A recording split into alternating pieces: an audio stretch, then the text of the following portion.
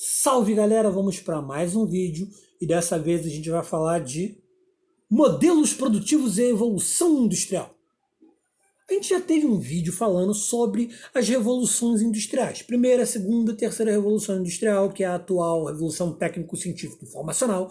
A gente falou da primeira revolução industrial surgida na Inglaterra, da formação da primeira divisão internacional do trabalho.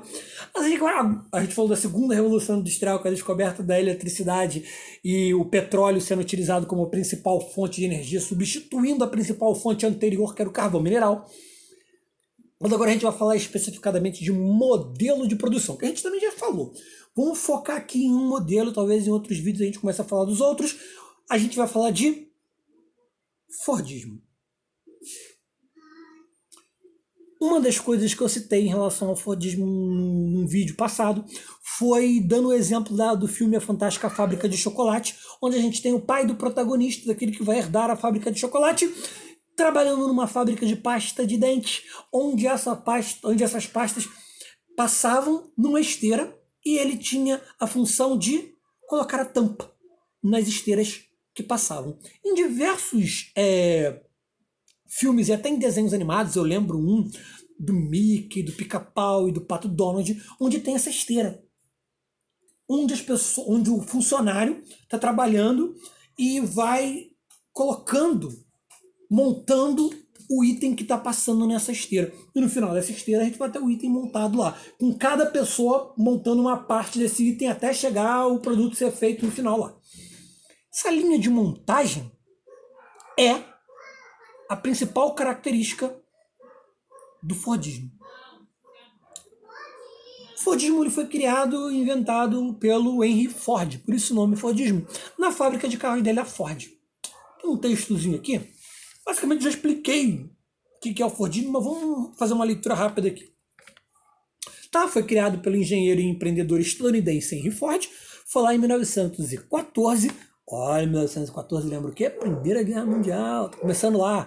O Fordismo foi um modelo de desenvolvimento a partir de melhorias do Taylorismo. Vamos falar sobre um vídeo, vamos falar de Taylorismo em um outro vídeo. Mas basicamente o Taylorismo a gente também já falou.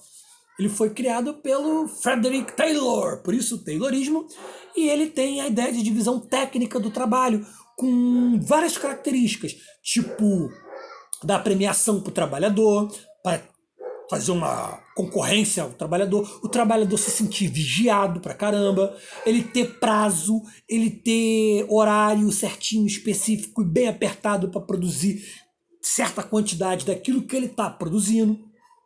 Então, com várias características do Taylorismo. Ele tem vários princípios. Vamos ler rapidinho. Utilizar metodologias científicas testadas para substituir os métodos baseados na experiência. Realizar seleções e treinamentos rigorosos dos trabalhadores, de modo que suas melhores competências possam ser descobertas. Especializar o trabalhador. Realizar supervisão contínua do processo produtivo. O cara estava no Big Brother. Ele estava sendo vigiado a todo momento, naquele momento que ele estava produzindo. O Fordismo vai ser, como a gente falou aí, uma melhoria do Taylorismo. Vamos continuar a leitura do Fordismo. Ou seja, o Fordismo, em sua fase inicial, buscou complementar novos métodos de desenvolvimento. Certo? O Fordismo possuiu como principais objetivos apresentar lucros maiores, mão de obra especializada e intensa na cadeia produtiva e estímulo ao consumo através da produção em massa. Uma das principais características do Fordismo vai ser a geração de estoques com muito daquilo que eu estou produzindo, que vai ser uma produção em massa e, graças à linha de montagem, em série.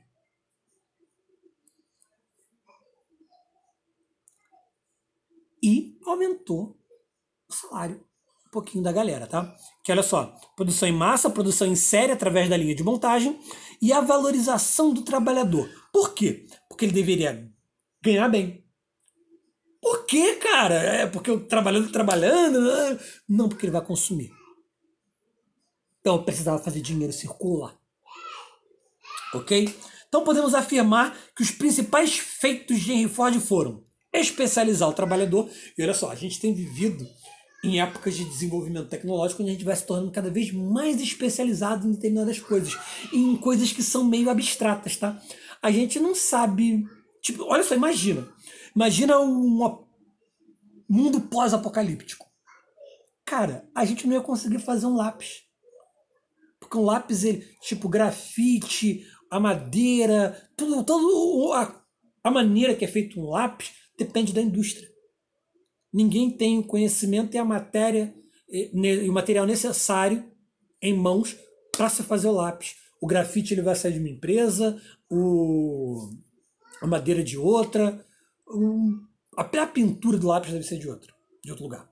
Então tem diversas coisas que a gente simplesmente não vai conseguir fazer caso a gente perca recursos como a comunicação, internet, celulares, enfim. E caso a gente perca esse mundo de tecnologia que a gente vive hoje. A gente é cada vez mais especializado em coisas abstratas. Qual a utilidade de um programador desse mundo pós-apocalíptico que eu citei? Esse cara, tipo, imagina, cara, comunicação no mundo caiu. Acho que isso já vai gerar um apocalipse. Se a comunicação entre as pessoas caísse. Se a comunicação entre as fábricas caísse. Se os meios de transporte falhassem. Tipo, em massa. Tudo ao mesmo tempo. Bom, isso é outra coisa. Estou falando de Fordismo. Vamos voltar. Podemos afirmar, então, que os princípios feitos por Henry Ford, especializar o trabalhador, organizar a linha de montagem e produzir em série. Essas características foram aplicadas às suas indústrias automotivas nos Estados Unidos no início do século XX. A gente sabe que a gente vai ter problemas depois em relação a estoque. Por exemplo, a crise de 1929, que é o craque da Bolsa de Valores de Nova York, produziu-se demais, não tinha para quem vender. O capitalismo, conforme a gente já estudou em outros vídeos aí, ele funciona de uma maneira bem específica em algumas coisas. A lei da oferta e da procura é uma delas. Se eu tenho um produto em demasia no mercado, a tendência daquele produto é o preço cair para que ele seja consumido, caso ele não esteja sendo consumido. Se a demanda for muito grande pelo produto, o preço do produto acaba ficando mais alto, porque as pessoas estão comprando, as pessoas querem comprar aquele produto, tem demanda por aquilo, então aumenta o preço das coisas. Vamos, um exemplo. Muita gente tentou se aproveitar, o governo teve que intervir. Imagina se a gente tivesse, se fosse uma ideia totalmente neoliberal, onde o governo não intervisse. O álcool em gel, o preço dele subiu desse período de coronavírus, em alguns lugares. Muita gente estava vendendo o álcool em gel 3, 4, 5 vezes o valor dele, porque a demanda era alta. Esquece esse papo de solidariedade. Tá falando de capitalismo. O Estado interviu e até, vai denunciar quem tiver aumentado o preço sobre aquela demanda ali. Nesse momento, olha só, essa denúncia só estava sendo válida de aumento de preço por conta da busca da demanda, porque é um momento de crise, é uma pandemia que a gente está vivendo.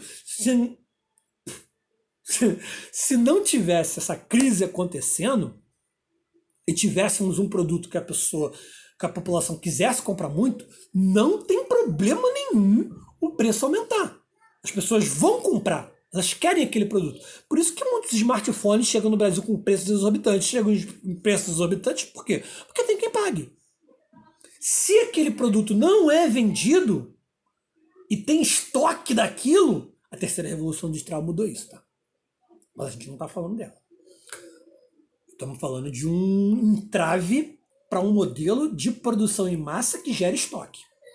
Se a gente tem um monte de produto estocado e aquilo para de ser vendido, o preço daquilo ali diminui para ver se vende com uma margem de lucro menor. E se não vender, vai vender a preço de fábrica para ver se eu recupero pelo menos o meu investimento.